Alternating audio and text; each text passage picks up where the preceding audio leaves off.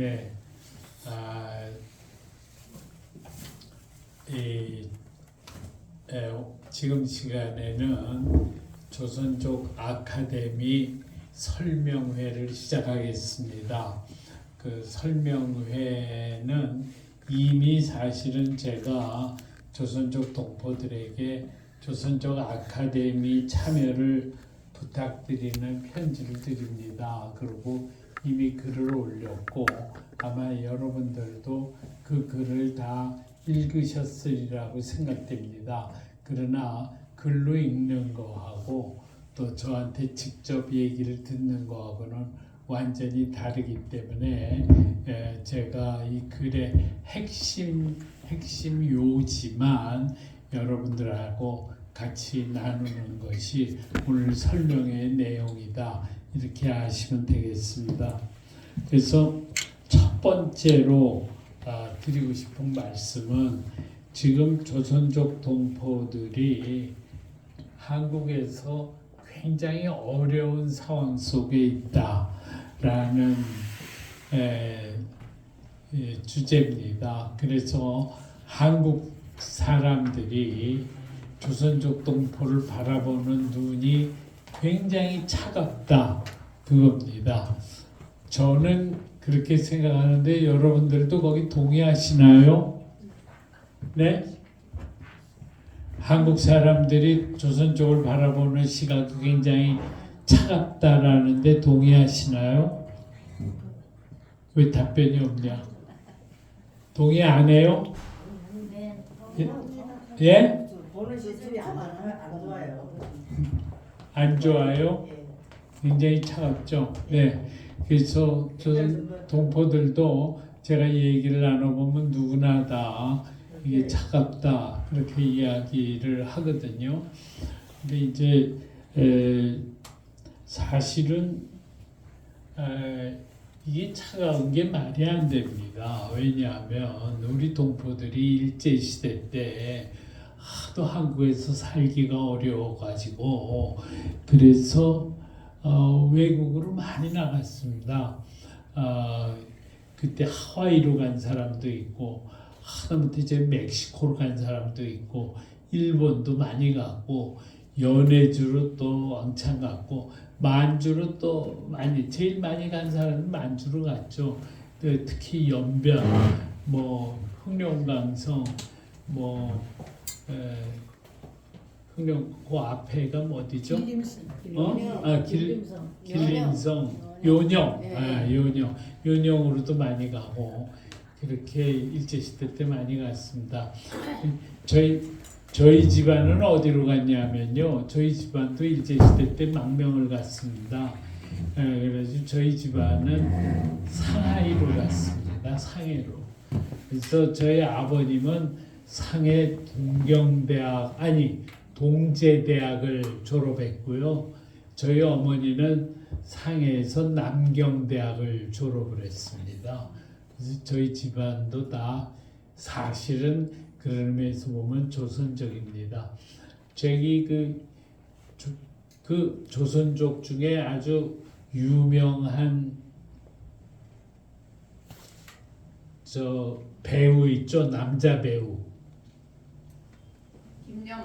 김영 아시는 분 없으세요?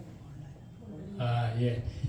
저 한번 인터넷에서 찾아보면 나올 텐데 김여미라는 아주 유명한 조선족 출신 그 남자 배우가 있습니다. 네, 그 배우가 저희 아저씨가 됩니다.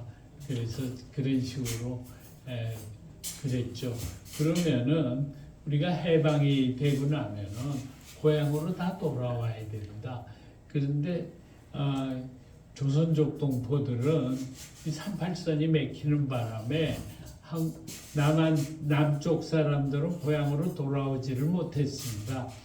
저기 북한에서 만주로 떠난 사람들은 그냥 다 돌아왔습니다. 그때. 그런데 남쪽 출신들은 돌아오지를 못하고 그래서 그 조선족들이 한을 품고 있었죠. 그때 해방되고 나서 이 고향으로 돌아가는 조선족 동포들의 모습이 아주 장관이었답니다. 전부 흰옷 입고, 우리는 흰옷 입은 백성 아닙니까? 흰옷 입고서는 그냥 이 벌판을 전부 흰 색깔의 사람들이 쫙 그냥 퍼져 있는 그런 사진도 다 기록에 남아 있고 그럽니다. 그래서 이 중국에 사는 우리 동포들이 이제 오매불망 조선족 선조들은 자식들에게 너희는 고향에 돌아가서 살아라 이렇게 유언도 하고, 그리고 제가 동포들한테 항상 들은 얘기가 뭐냐면 그 유언할 때 묘자리를 중국에다가 펴지 않은 분이 많았습니다. 그리고 우리를 유고를 이제 화장을 해가지고 철로가에다 뿌리고 두만강변에 뿌리고 압록강변에 뿌리고 그래서 흘러 고향에 닿기를 원하고 그랬습니다. 왜 그랬냐면 우리 민족에게는 다 저 고향에 종중 땅이 있지 않습니까? 산소가 다 있습니다. 그래서 그 산소에 묻혀야 됩니다. 그래서 묻히지 못하면 크게 한이 돼서 그랬죠. 그랬는데 그러다가 이제 88 올림픽이 나니까 처음 중국 조선족들이 한국에 대해서 이제 고향 보니까 와, 잘 사는구나 이렇게 된 거죠. 88 올림픽 때 한국의 모습을 보고, 그 다음에는 이제 한국에 올 수 있는 길이 생기게 되면서 동포들이 한국에 들어오기 시작을 했죠. 그래서 이제 그런데 한국에 동포들이 들어와 가지고는 불법 체류를 하게 되었습니다. 그 불법 체류를 하면서 그러다가 이제 불법 체류하니까 한국 사람들은 뭐냐면 너희 불법 체류하면 되냐, 고향에 돌아가라. 그러고서는 길거리에서 그냥 길 잡아가지고 길거리에서 체포해서 강제 송환하고 막 이런 식으로 한국 정부가 나왔죠. 그랬을 때 이제 그것과 열심히 그때 그 동포들이 고향에 돌아와 살 권리가 있다 그러고 열심히 싸우고 하는 거를 그때 제가 담임 목사로 있었던 서울 조선족교회가 그런 것을 했습니다. 권사님은 서울 조선족교회 몇 년도부터 다니셨어요? 창립 예배로. 창립 멤버래요. 창립 멤버예요? 네. 와, 그러면은 그 모든 거 다 알고 계시겠구만요. 예? 예. 그래서 그러면 저기 이래야 되겠습니다. 다음 주에는 이제 그 이야기를 해야 되거든요. 그 앞부분 그거 얘기할 때는 권사님이 잠깐 말씀하시. 또 누구 계세요? 창립 멤버? 조선족교회 창립 멤버 또 계세요? 없어요? 그럼 권사님이 하셔야 되겠네. 짧게 말씀하세요. 그냥 그래요. 네. 그런데 이제 우리가 그때 가장 결정적인 게 2003년도였습니다. 그때 동포들을 이제 다 중국으로 가라 그러고 11월 달에 중국으로 가라 이러는데 나도 그때는 동포들이 야 이제 중국으로 가야 되지 않냐 그렇게 생각을. 저도 그때 갔는데요. 예? 저도 그때 돌아갔던 거예요. 그때 가셨었죠. 예. 이제 그랬었는데 동포들이 못 돌아가겠다 그런 거야. 그래서 못 돌아가겠다 그래서 그때야 제가 깜짝 놀래가지고 알고 봤더니 조선족 사정들이 도저히 돌아갈 수 없는 사정이더라고요. 그 자세한 내용은 다음 주일에 다시 합니다. 그래서 긴 얘기는 안 하고 그래서 이제 그 다음부터 동포들에게 고향에 돌아와 살 권리가 있다. 그러고서 우리가 싸움을 또 본격적으로 했죠. 그때 11개 교회에서 전부 2,400명이 흩어져 가지고 각 교회에 가서 단식 농성에 들어갔습니다. 그때 각 교회에 흩어져서 단식 농성한 분 여기 혹시 계십니까? 저는 저 대신 저희 남편이 갔어요. 왜냐 아, 저는 그때 여기 주화 다 신청해놨기 여기 때문에. 몇 분 계시네. 아, 네, 여기 계시고 다 단식 농성한 분들 여기 몇 분 계십니다. 먼지 암에 가서 네. 그래 고생했어요. 그런데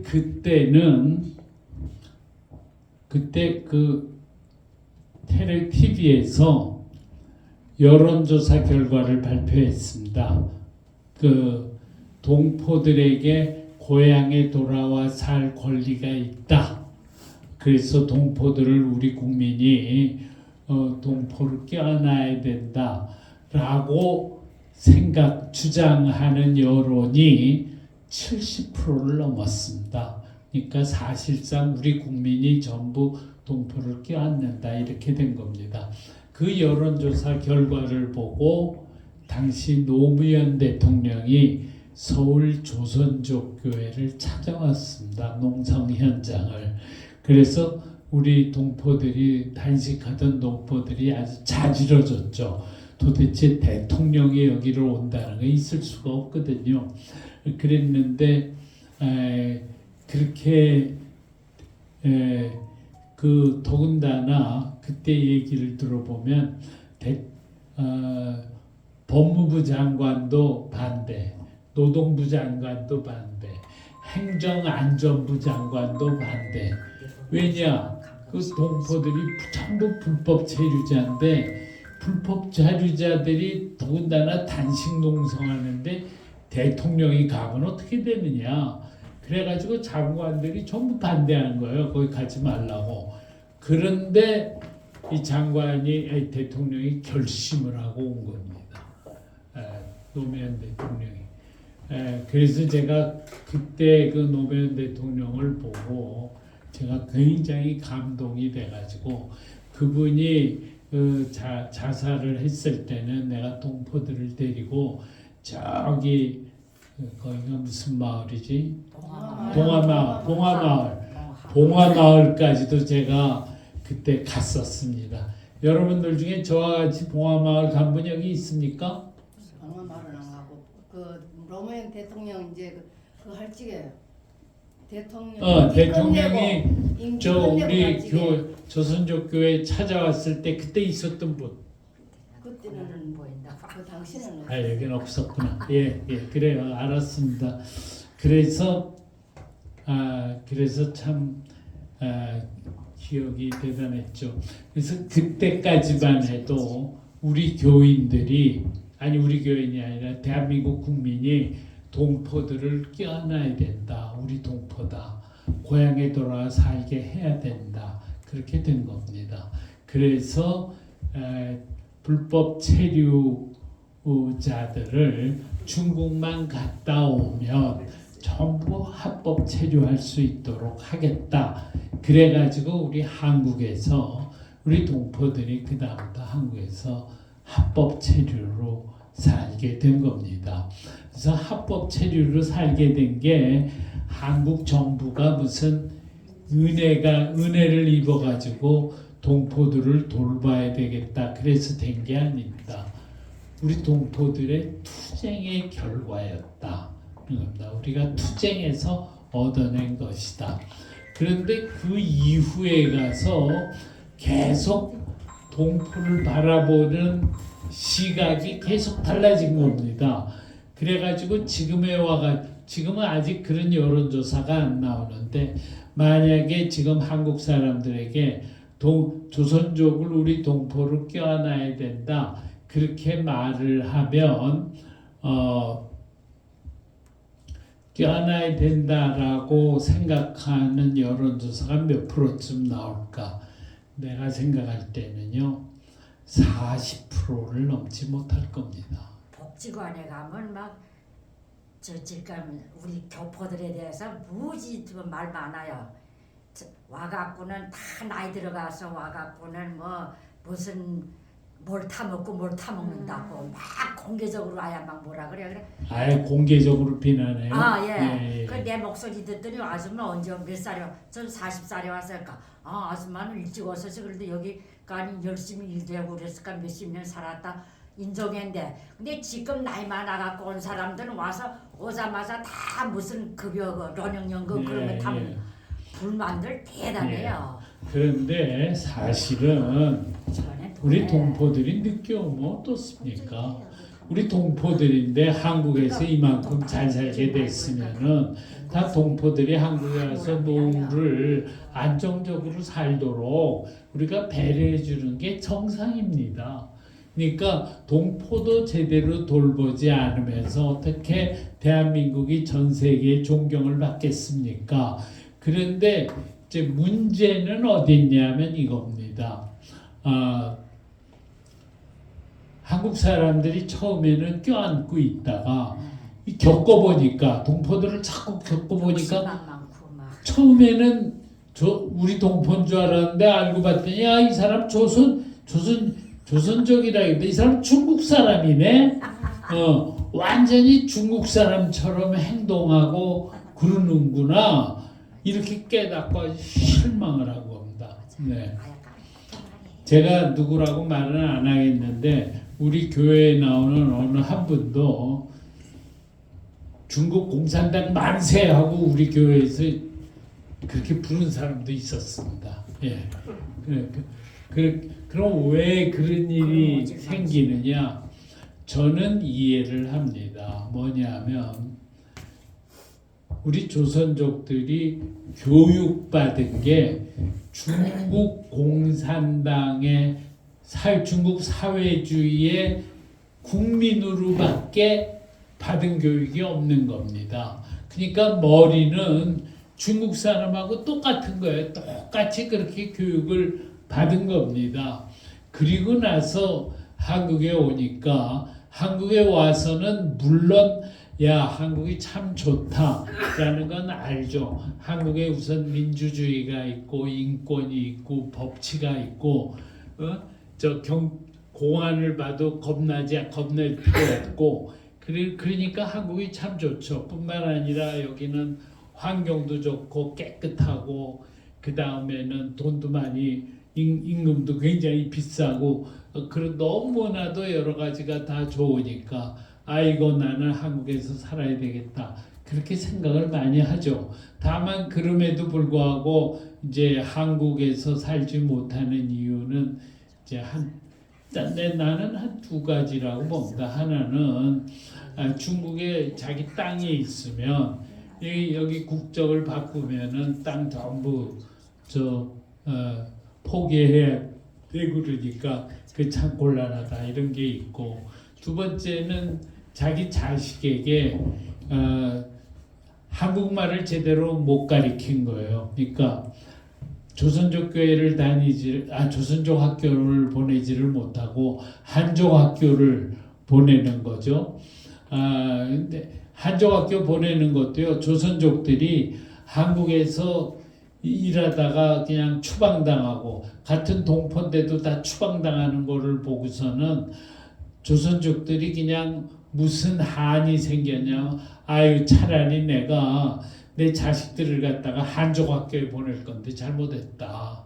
그러니까 한족 학교를 다니지 않으니까 중국말을 잘 못하니까 농촌에서 살지 못하고 도시에 가서 살려오니까 일자리도 제대로 찾지 못하고 그러니까는 돈 벌러 한국까지 왔는데 한국에서 또 쫓겨나고 그러니 차라리 내 자식들은 이제부터 한족 학교 보내야 되겠다. 그래가지고 막 한족 학교 보내고 그런 거죠. 그래서 우리말을 잊어버립니다. 그러면 자기 자식들이 한국에 와서 살겠다고 생각을 안 하는 거죠. 나는 중국에서 그냥 산다. 그리고 이제 중국 며느리도 없고 뭐 이런 식으로 되면은 그러면은 이제 한국에 와서 돈 벌러 한국에 오신 분들이 이제 여기서 더 이상 돈을 벌지 못하면은 중국으로 중국의 자식들한테 가는 수밖에 없다. 이래서 중국으로 가게 되고 이제 이런 일들이 생기니까 이제 그래서 우리 조선족의 삶이라는 게 굉장히 복잡하게 된 겁니다. 한국에서 살면서 중국이 문제가 많다라는 건 다 알죠. 중국 공산주의 문제가 많다. 또 특히 중국이 기독교를 굉장히 탄압을 하고 그러니까 이제 그거는 우리는 도저히 안 되겠다 이렇게 되는 거죠. 그렇지만은 그렇다고 해서 중국을 비난하거나 그러는 거는 절대 안 하죠. 우리 동포들은. 왜냐 그러면은 우선 중국 공산주의 정부가 중국 공산당이 얼마나 무서운가 하는 건 옛날에 문화 혁명 때 우리 동포들이 아주 절절하게 깨달은 거거든요. 그래서 공산주의가 무섭다는 건 알고 그래서 절대로 공산주의 비판은 하지 않습니다. 그리고 속으로는 한국이 더 좋다 이러면서도 여전히 그 중국 교육을 받은 그것이 있기 때문에 한국보다는 중국 편을 드는 동포들이 굉장히 많은 거예요. 그러니까 중국 동포 편을 드는 거가 너무나도 자연스러운 거예요. 그 다음에는 또 더군다나 한국에서 차별을 당하니까 동포라고 차별당하니까 오히려 더 중국 편을 드는 이런 걸로 가버리고 만 거죠. 그래서 그러다 보니까 이제 와가지고는 한국 사람들이 전부 동포를 바라보는 게 아주 차가운 눈으로만 바라보게 된 거예요. 그렇게 되니까 제일 고민 그 사이에서 고민하는 사람이 누구냐? 서경석 목사죠. 서경석 목사는 동포 목회를 25년째 지금 하고 있는데 이렇게 되니까 야 이거 어떻게 하면 좋으냐 이제 이렇게 된 거죠. 네, 자, 이 문제를 어떻게 풀 거냐 이게 문제입니다. 우선은 이렇게 되니까요. 한국 정부는 어떻게 생각하냐면은 저 조선족들에게 국적을 주게 되면은 결국은 투표권을 주는 거거든요. 근데 투표권을 주면은 조선족들은 친중국을 위해서 투표를 한다는 거죠. 대한민국을 위해서 투표하는 게 아니라 저 사람들은 중국을 위해서 투표할 거다. 이렇게 되는 거죠. 또 실제로도 그런 사람이 굉장히 많은 거예요. 우리 한국에 와 있는 조선족 중에서 중국 공산당 옷 복장을 하고 중국 공산당 몇 주년 창립 때 이런 거 막 행사도 하고 그러는 사람들도 있는 거예요. 그 다음에는 중국 대사관이 말이죠. 조선족들을 갖다가 시진핑의 앞잡이로 활용을 합니다. 조선족들에게 예를 들면은 한국에 데모가 많잖아요. 그러면 예를 들면 친북 대표도 있고 그런 좌파 데모도 있고 우파 데모도 있고 그런데 좌파 데모 같은 데는 막 조선족들을 막 보내는 거예요. 조선족, 한족 거기 데모에 참석. 왜냐하면 외모로는 그 사람이 한국 사람인지 중국 사람인지 알 수가 없으니까.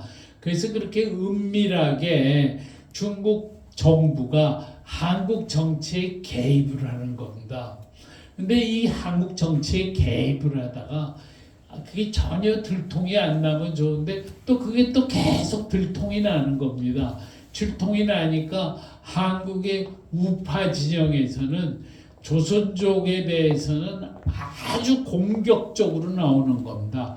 저 조선족들은 전부 내쫓자 뭐 이런 주장도 막 하고 막 그러는 일들이 발생을 하는 거거든요. 그러면은 제일 고통을 겪는 건 서경석 목사죠. 이야, 이거 어떻게 하면 좋으냐? 이제 이렇게 됩니다. 그러면은 이거를 하기 위해서 그 다음에 이제 그래서 이제 그 다음에는 제가 이제 고민하다가 시작한 게 이 조선족 아카데미입니다. 뭐냐면요, 조선족들은 이제 한국 사람으로 생각해야 된다는 겁니다. 우리 한국 사람이 갖는 생각을 해야 된다라는 겁니다. 한국 사람하고 똑같이 생각해야 된다라는 겁니다. 그리고 그렇지만 중국에 대해서는 비난하지 말자. 그럼 중국에 대해서 비난하면 동포들이 중국에 여행 가기도 중국에 왔다 갔다 해야 되는데 그것도 굉장히 어려워지고 중국에 있는 가족의 친척이나 그런 사람에게 악영향을 줄 수도 있고 그러니까 그런 거는 중국에 대해서는 절대로 우리 비판적인 입장을 취하지 말자. 제가 그랬습니다. 그런데 그렇게 생각하는데 다만 우리 동포들은 대한민국 사람처럼 생각해야 된다. 그래서 우선 제일 먼저 조선족 아카데미가 해야 하는 일은 우리 국민들이 어떻게 하면 대한민국 사람과 똑같은 인식을 하도록 할 것인가 하는 게 가장 첫 번째 목적입니다. 그래서 조선족 아카데미에서 이제 그런 교육을 최소한 2번은 그 교육을 하게 된다라는 말씀을 드립니다. 그런데 그렇다고 그러면 보통 대한민국의 정체성이라고 그럴 때 4가지를 얘기합니다. 자유민주주의, 시장경제, 한미동맹, 그리고 국가안보 이렇게 4가지를 이야기를 합니다. 그런데 이 대한민국의 정체성이라고 하는 것이 중국 정부하고는 충돌을 할 수가 있습니다. 우선 맨 앞에 시장 경제라는 거 하나는 충돌 안 합니다. 중국도 시장 경제입니다. 그러나 자유민주주의부터 충돌한다. 북한은 사회주의지 민주주의가 아닙니다. 그리고 중국 조선족들한테 무슨 투표권을 주는 것도 아니고 그래서 북한은 사회주의지 자유민주주의가 아닙니다. 그다음에 중국은 그리고 그다음에 우리는 한미동맹이 굉장히 중요한데 그런데 북한은 중국은 지금 시진핑 2기에 들어와서 특별히 중국을 굉장히 공격하기 때문에 이것도 굉장히 충돌을 하게 됩니다. 그다음에 3번째 국가안보도 마찬가지입니다. 우리는 국가안보에서는 이제 북한하고 이제 완전히 북한의 위협으로부터 우리가 그걸 막아내야 되는데 시진핑은 완전히 그 점에 있어서는 중국 편이기 때문에 거기서도 문제가 생깁니다. 그런데 이 경우에 우리 조선족들은 한국 사람들이 왜 대한민국의 정체성을 강조하고 그런 생각을 하게 되었는가 하는 것을 충분히 이해하는 것을 해야 되겠다라고 하는 겁니다. 그게 돼야만이 한국 사람들이 여러분들과 만나서 접촉할 때 자연스럽게 이 사람들은 우리 동포로구나 하는 걸 깨닫게 되고 그리고 조선족 동포들이 이 사람들은 우리 대한민국을 사랑하는구나 하는 걸 깨닫게 되고 그렇게 되도록 우리가 제대로 교육이 이루어져야 된다. 그것이 우리 조선족 아카데미가 추구하고 있는 아주 중요한 가장 첫 번째 과제다라는 말씀을 제가 드리겠습니다. 그래서 이게 돼야만 한국 사람들이요, 한국 사람들의 여론이 우리 동포들에게 다 국적을 줘야 된다. 이걸로 바뀌게 된다. 근데 이걸로 바뀌는 일이 그게 과연 얼마나 될까? 굉장히 여기 한국에 70만 명이 있는데 결국 70만 명을 다 그렇게 교육을 시켜야 되는데 그걸 어떻게 과연 교육시킬 수 있을까 하는 것이 참 큰 문제입니다. 사실은요, 우리 동포에게 대한민국의 정체성에 대해서 교육을 시키는 일은 한국 정부가 해야 됩니다. 사실은. 근데 한국의 법무부가 그걸 해야 되는데 법무부가 이때까지 그걸 안 한 겁니다. 우리 대한민국이 말이죠. 뭐 정신없이 뭐 국내 문제로 바쁜 게 한두 가지입니까? 예. 그러다 보니까 동포들을 제대로 챙기는 일을 하지는 못한 겁니다. 그래서 이제는 어느 수 없다. 우리 꿈이 있는 교회가 조선족 아카데미를 통해서 동포들을 챙길 수밖에 없다. 이렇게 생각을 하는 겁니다. 그리고 그 다음에는 우리가 여기서 이제 교육을 다 받고 나면은 저는 뭘 하려고 그러냐면 수료증을 주려고 그럽니다. 네. 그리고 수료증을 주기 전에 그때 저 감상문을 써내라 그럴 겁니다. 일종의 보고서 같은 거죠. 뭐 그냥 한 페이지만 쓰면 됩니다. 그래서 그 감상문을 보고서 이 동포들이 우리 교육을 8번 교육을 아주 잘 받았구나 하는 것을 느끼도록 만들려고 그거를 이제 우리가 느낄 수 있게 그렇게만 되면은 수료증이 나갑니다. 그러면 그 다음에 저희가 어떻게 하려고 그러냐면 우리 동포들 중에서 한국 국적을 취득하기를 원하는 사람들이 있습니다. 혹시 이 자리에 지금 한국 국적을 취득하기를 원하는 사람이 있으면 손 들어봐 주세요. 한 분. 네. 손 또 한 분 있어요? 네. 네, 아무튼 예. 그런데 이제 바깥에는 굉장히 많죠. 한국 국적을 취득하기를 원하는 사람들이 많습니다. 그런데 왜 한국 국적 주는 게 무지개 까다롭습니다. 그 왜 까다로우냐면 법무부 안에 그런 걱정이 있는 겁니다. 이 사람들한테 전부 국적을 주면 대한민국의 민주주의가 왜곡된다. 이 사람들은 무조건 친중공으로 가서 그런 생각이 있으니까 안 주는 겁니다. 네. 물론 이 사람들한테 국적을 주면은 복지 예산이 나가거든요. 근데 복지 예산 나가는 것 그건 그렇게 큰 문제가 아닙니다. 우리 어차피 선진국이라서 가난한 나라도 열심히 도와야 될 판에 우리 동포들 돕는 게 뭐 문제겠습니까? 그건 우리가 얼마든지 감당할 수가 있습니다. 그런데 중요한 거는 대한민국의 민주주의가 왜곡되면 큰일이다. 이것 때문에 안 되는 겁니다. 그래서 우리가 이 교육을 통해서 이 사람들에게 국적을 줘도 대한민국의 민주주의가 왜곡되지 않는다. 라고 하는 것을 국민이 전부 깨닫게 되면은 그 다음에는 국민 안에서 우리 동포들에게 국적을 줘라. 라는 여론이 쫙 나오는 겁니다. 지금은요. 법무부가 아무리 국적 주고 싶어도 국민 여론이 영 형편없으니까 안 주는 겁니다.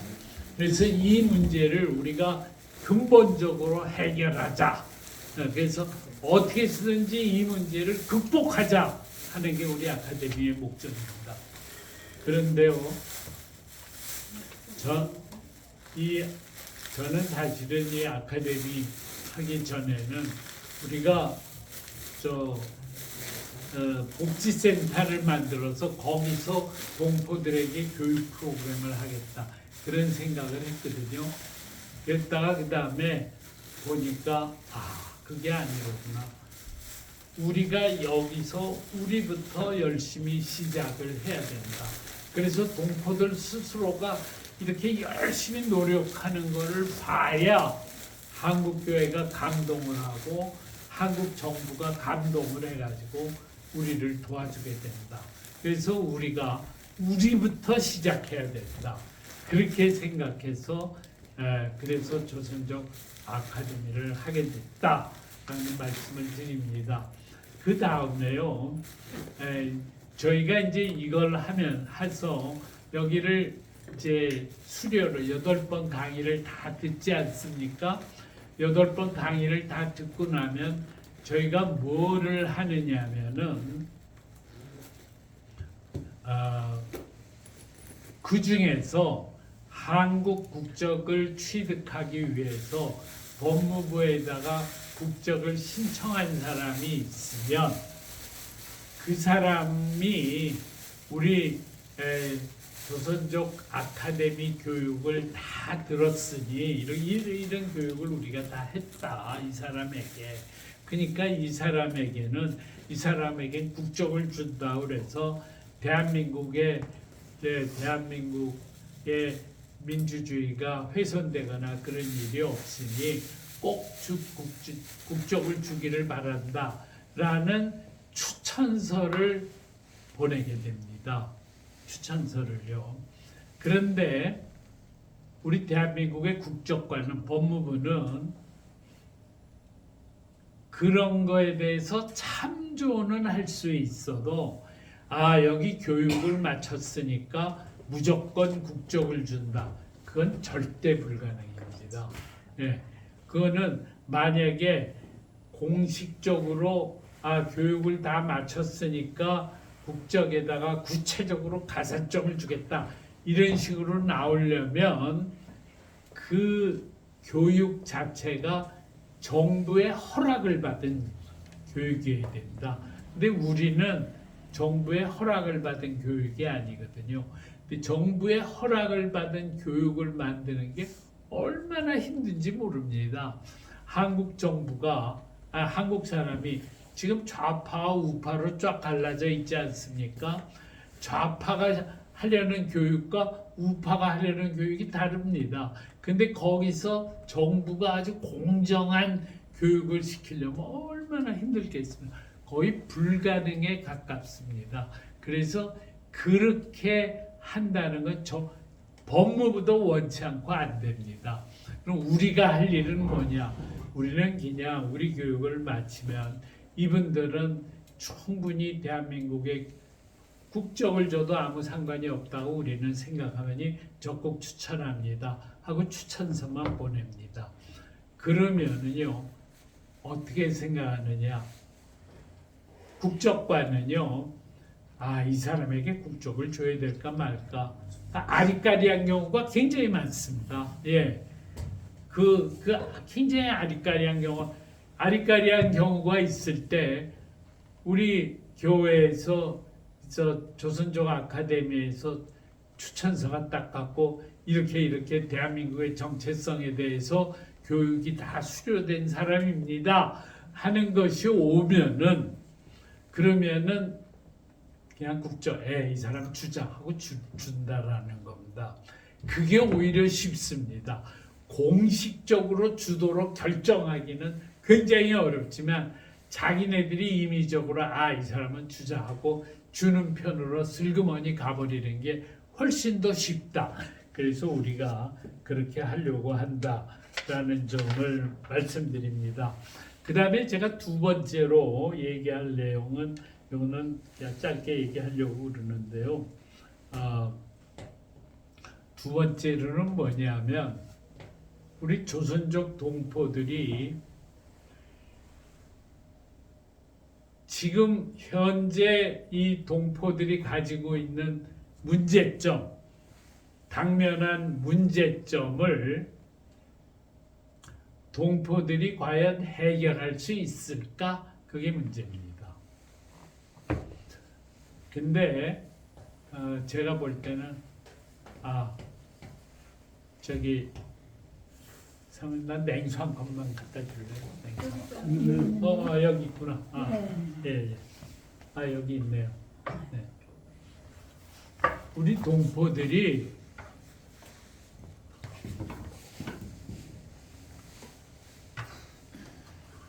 스스로 자기 문제를 해결한 경험이 없습니다.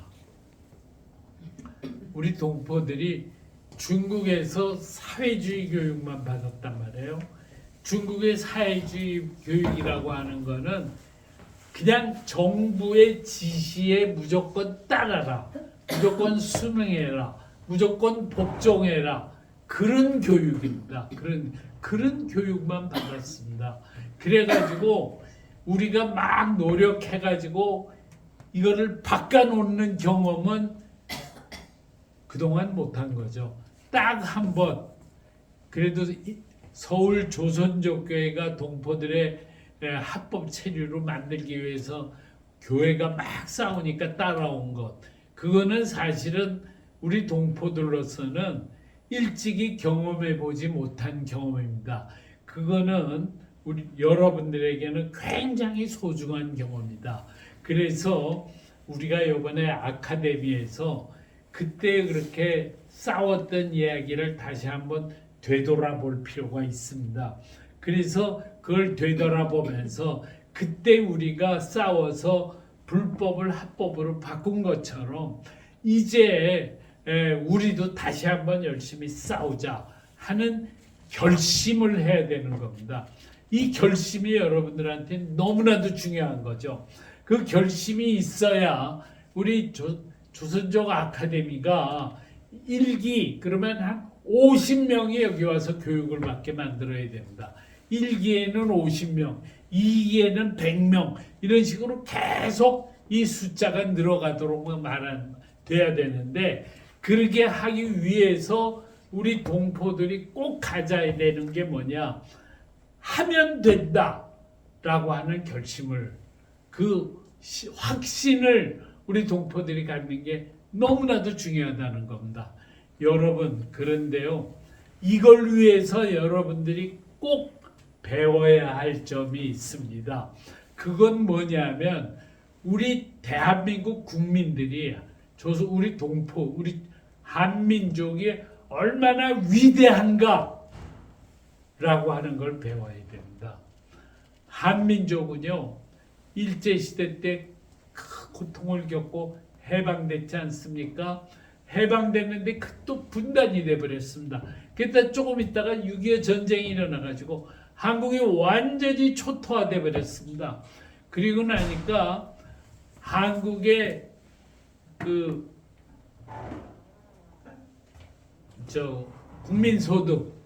국민소득이요, 전 세계 꼴찌에서 두 번째입니다. 꼴찌에서 두 번째.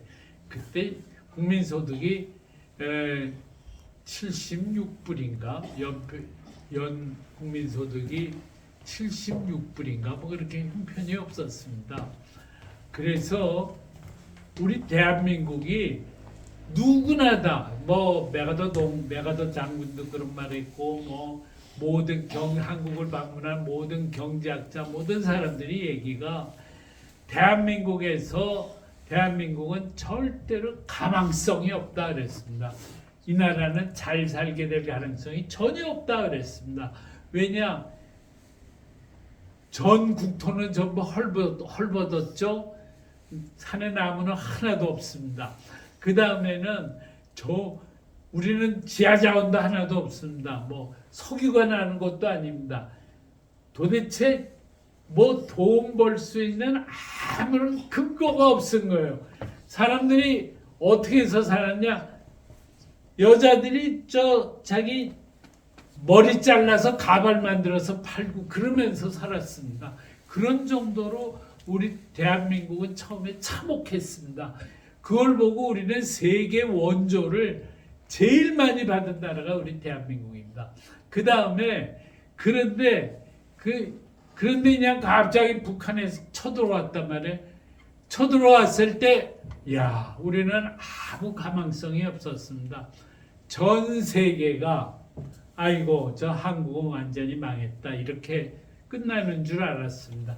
근데 참 하나님께서 우리나라를 돌보셔가지고 그때 빌리 그레임 목사가 그때 트루만 대통령한테도 간곡하게 한국에는 예수 믿는 열심히 눈물 흘려 기도하는 기독교인들이 이렇게 많은데 이 나라를 절대로 막 그냥 가만 놔두면 안 된다. 반드시 도와야 된다. 그리고 강력하게 그랬고 그때 소위 자본주의와 공산주의 간의 대결이 그때 치열할 때였기 때문에 그 차원에서 미군이 유엔을 동원해 가지고 참전을 한 겁니다. 그래서 16개 나라 젊은이들이 한국에 와서 피를 흘려서 대한민국을 지켰습니다. 그 다음에는 인천에서 상륙작전을 하는 바람에 결국은 뒤에 살았고 그런 과정을 거쳤죠. 우리가 그런 과정을 거치고 그 다음에는 해외 원조를 제일 많이 받은 나라가 우리 대한민국입니다.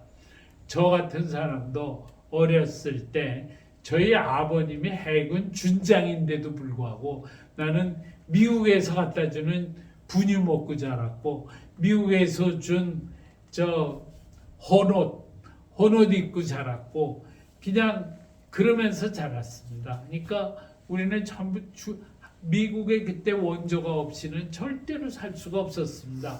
그렇게 형편없었음에도 불구하고 우리는 이 모든 곤경을 극복하고 우리가 이제 대한민국이 선진국이 된 겁니다.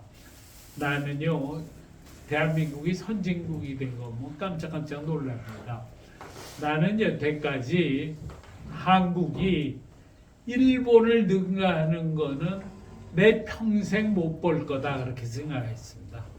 우리가 일본을 능가한다? 그거는 꿈꿀 수도 없다 그렇게 생각했습니다. 근데 요새 한국은 일본을 능가했습니다. 또 한 가지는요, 우리가 유럽을 능가한다는 것도 있을 수가 없는 일입니다. 유럽을 능가한다. 근데요, 요새 유럽을 맨 최종 통계는 아직 우리가 능가를 못했지만 기술력에 있어서는 그냥 완전히 능가를 한 거예요. 방위 산업이라든지 자동차, 배터리, 원전, 의료, 건설 할 것 없이 엄청난 분야에서 지금 유럽을 다 능가해 버린 거예요. 그래서 유럽이 이제는 한국에 대해서 이제 자기네가 우리를 가르치는 나라가 아니라 같이 서로 배울 나라다. 이렇게 유럽이 한국을 대하는 태도가 이제 달라졌습니다. 내가 이 얘기를 왜 하느냐? 여러분들에게는 대한민국의 한민족의 DNA가 있다는 겁니다. 여러분들은 이 한민족의 DNA를 살려야 됩니다. 여러분들도 지금 조선족 동포들이 당면하고 있는 문제점들을 충분히 극복할 수가 있다. 충분히 극복할 수 있으니 여러분들 신념을 가지고 믿음을 가지고 우리 여기 한국에서 사는 우리 동포들이 정말 여기서 잘 살 수 있도록 만들자. 그게 제가 여러분들에게 하고 싶은 말씀입니다. 네. 그래서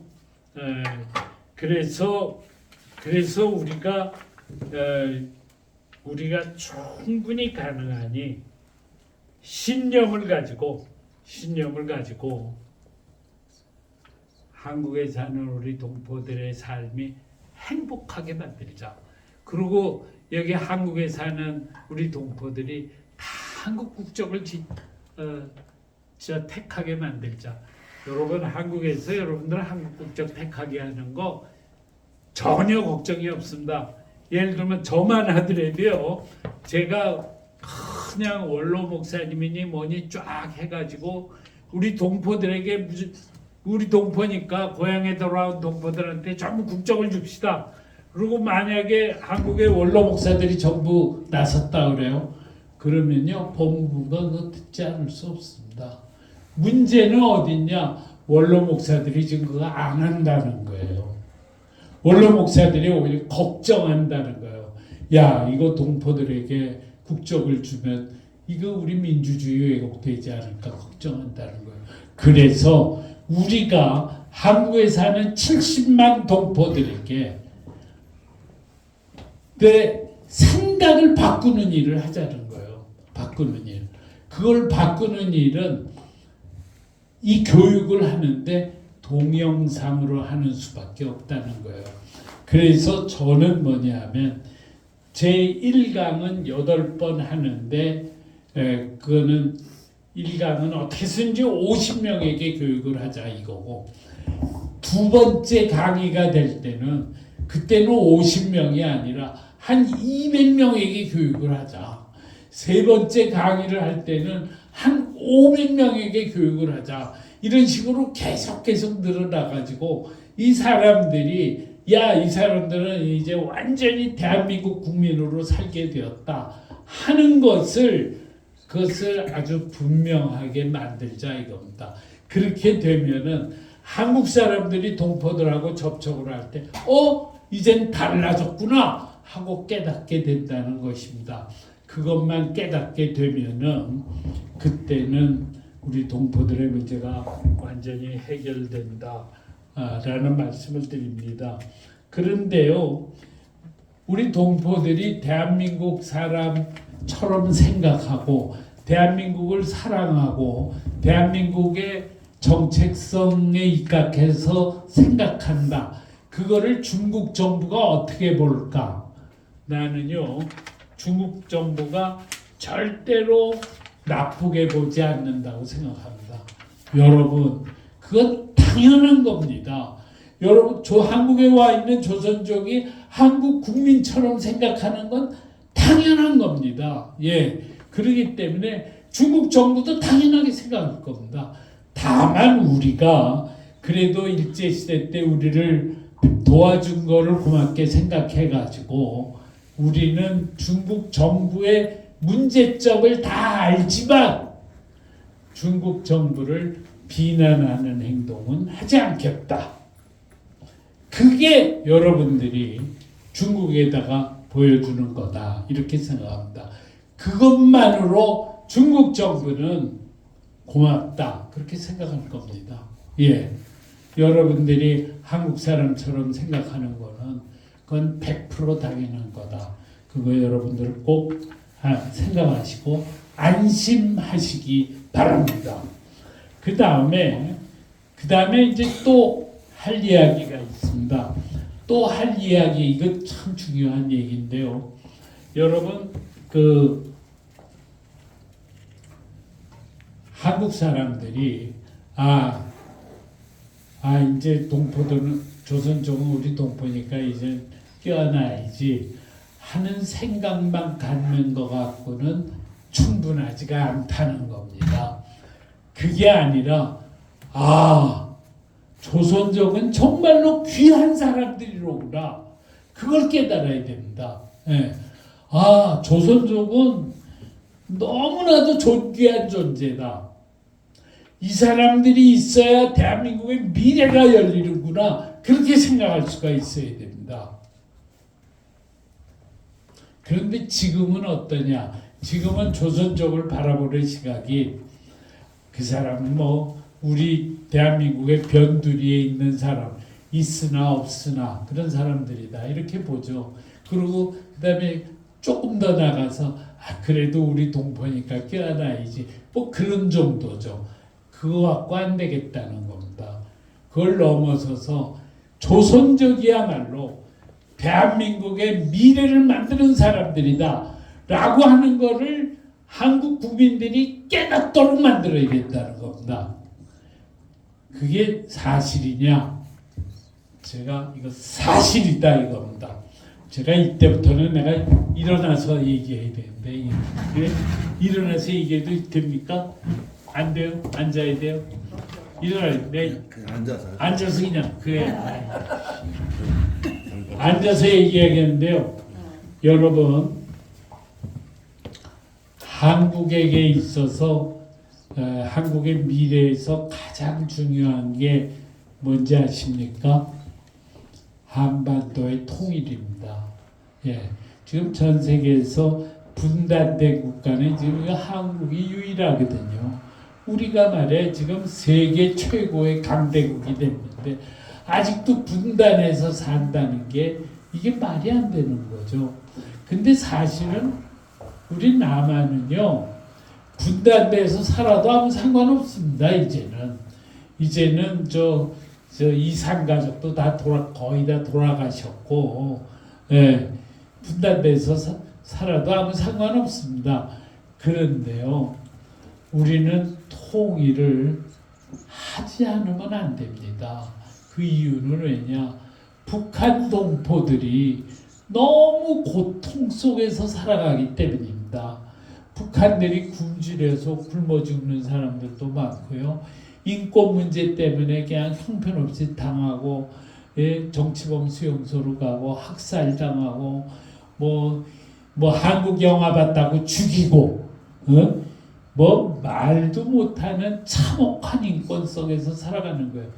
북한이 참혹한 인권 속에서 살아가는 건 전 세계가 모르는 사람이 없습니다. 전 세계 최악의 나라가 대한민국인 거예요. 그러면 우리가 그걸 방치할 수가 없습니다. 그래서 우리는 남북이 통일이 돼서 북한을 해방시켜야 된다. 저 참혹한 독재에서 해방시켜야 된다. 그거는 우리 한국 사람으로서 인간의 도리가 있다면 마땅히 그래야 된다라는 거죠. 그런데요, 이것을 할 수 있는 가능성이 우리에게 몇 년 내로 올 수도 있습니다. 그건 왜냐하면은 김정은의 건강 상태가 최악이기 때문에 그렇습니다. 김정은이가 154kg인가 그렇습니다. 당뇨가 있고 담배 피고 항상 술에 취해 있고 그렇거든요. 그래서 김정은 사망 보고서가 있는데 중국이 발표한 사망 보고서 보면은 수명이 4년밖에 남지 않았다. 그렇게 얘기합니다. 그런데 만약에 김정은이가 사망을 하면은 누구한테 정권을 넘겨주느냐? 김주애에게 넘겨준다 그럽니다. 그 여자에게. 지금 11살인가 뭐 그거밖에 안 났죠. 4년 후라도 15살, 16살 그 정도 돼. 그렇게 그러면은 좀 북한은 굉장한 급변 사태, 아주 위급 사태에 들어간다는 게 모든 사람들의 관측입니다. 그러면은 지금 중국도요, 북한이 얼마나 지옥인지 너무나도 잘 알고 있습니다. 예, 그러면은 사실은 중국 정부가 최소한의 그래도 인간의 얼굴을 한 중국이라면 북한은 저거는 빨리 무너져서 한국하고 북한이 다 통일이 돼서 북한 사람들이 해방돼야 된다. 그렇게 생각을 해야 되는데 중국은 뭐냐면 그동안 탈북 난민들이 중국으로 빠져나오잖아요. 그럼 붙잡으면 그냥 전부 강제 송환을 시켜버렸습니다. 북한으로. 그러면 강제 송환되면은 뭐 처음에는 막 사형도 당했고 지금은 혹독한 고문 끝에 정치범 수용소로 들어가고 그런 식으로 만든 게 강제 송환. 그래서 제가 몇 년 동안 이 강제 송환을 반대하는 국제 캠페인을 만들어서 죽어라 하고 반대 운동을 했는데도 끝내 시진핑은 우리 한국 사람들의 호소를 듣지를 않았습니다. 근데 중국 정부는 한국 사람들의 호소만 안 들은 게 아니라 위구르 사람들, 티베트 사람들, 남몽골 사람들, 대만 사람들 호소도 다 듣지를 않은 거예요. 나는 위구르 사람의 얘기를 듣고 제가 아주 깜짝 놀란 적이 있었죠. 위구르 사람들 얘기 거기 되지 않았습니다. 그 강제 송환이 안 되면요. 그래서 나는 이거에 대해서는 앞으로 한국 정부가 중국이 인간의 얼굴을 한 중국이 되도록 국제적인 시민운동을 해야 된다. 그렇게 생각합니다. 저는 그래서 위구르, 티베트, 남몽골, 대만, 한국뿐만 아니라 일본, 유럽, 미국, UN, 카톨릭, 기독교, 불교, 이슬람 할 것 없이 전 세계가 연대해서 중국에게 호소를 해서 중국이 제발 인권을 옹호하는 나라가 됐으면 좋겠다. 그리고 북한이 해방될 수 있도록 중국이 도와줬으면 좋겠다. 이거를 우리가 호소하는 게 필요하다. 그래서 저는 이 일이야말로 앞으로 한국 대통령이 해야 할 일이다 라고 생각을 하고 있습니다. 그런데요, 우리가 이렇게 해야 되는 이유는 남북이 우리가 북한의 급변 사태가 오면은 그것을 남북 통일로 이어지도록 하는 것은 우리 한국 정부가 반드시 해야 할 일인데, 그거를 하려고 보면은 제일 문제가 뭐냐? 중국입니다. 중국이 한반도 통일의 회방꾼이 될 가능성이 대단히 높습니다. 이거는 모든 사람들이 지적하고 있는 겁니다. 왜냐? 한반도가 통일이 되면요, 인구도 7천만이 넘고 한반도는 핵도 있고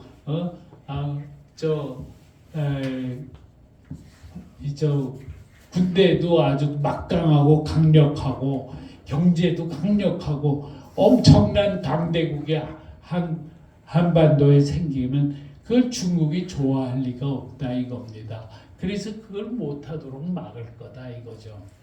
그러니까 그 회방꾼이 되지 않으려면은 두 가지 정책이 필요합니다. 하나는 채찍 정책이고 하나는 당근 정책입니다. 채찍 정책은 아까 말한 것처럼 전 세계가 조직화돼서 인간의 얼굴을 한 중국이 될 수 있도록 전세 국제 인권 운동을 활성화시키는 것을 한편으로 해야 되지만 그거 갖고 안 된다는 겁니다. 그 다음에 필요한 게 뭐냐? 당근 정책입니다. 당근 정책은 누가 하느냐? 100만 조선족 동포가 해야 된다는 겁니다. 그리고 70만 한국 체류 조선족 동포가 해야 된다는 겁니다. 이 동포들이 중국 사람들 그리고 중국에 있는 중국 정부에게 한국은 절대로 중국에게 해를 끼치지 않는다. 우리에게 통일이 되더라도 당시 중국을 열심히 우리가 돕고 위하고 할 테니 제발 걱정하지 말아주세요 하고 중국을 설득하는 일을 해야 된다는 겁니다. 그게 바로 우리 조선족 동포가 해야 할 일이다라고 하는 겁니다. 그래서 조선족 동포들이 한국과 중국 사이에서 중간 집단이 되어가지고 동북아의 평화를 이룩하는 주력 부대가 되어달라는 것입니다. 아시겠습니까? 네. 그래서 그 이야기를 하면은 한국 사람들이 정말 중국이 정말 중요하구나. 중국이 저 역할을 하지 않으면 안 되겠다. 이렇게 됩니다. 그러면 우리가 이제 다 됐습니다. 5분 내로 끝냅니다. 네. 그래서 우리가 이제부터 중국의 100만 조선족 동포들을 조직화하고 교육하고 하는 일을 하자는 겁니다. 그걸 위해서 참으로 필요한 것이 뭐냐면 중국에 사는 우리 조선족 동포들이 자녀들이 한국말을 유창하게 하는 겁니다. 그러기 위해서는 중국의 조선족들이 중학교 과정은 조선족 자녀들이 한국에 와서 중학교 과정을 다니도록 만들자는 겁니다. 우리 한국이 그걸 충분히 할 수 있습니다.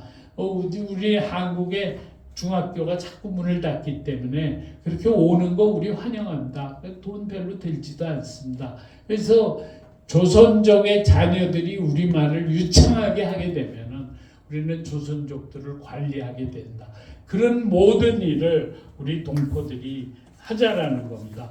그래서 중국 조선족이 한족화하는 것을 막자라고 하는 겁니다. 아시겠습니까?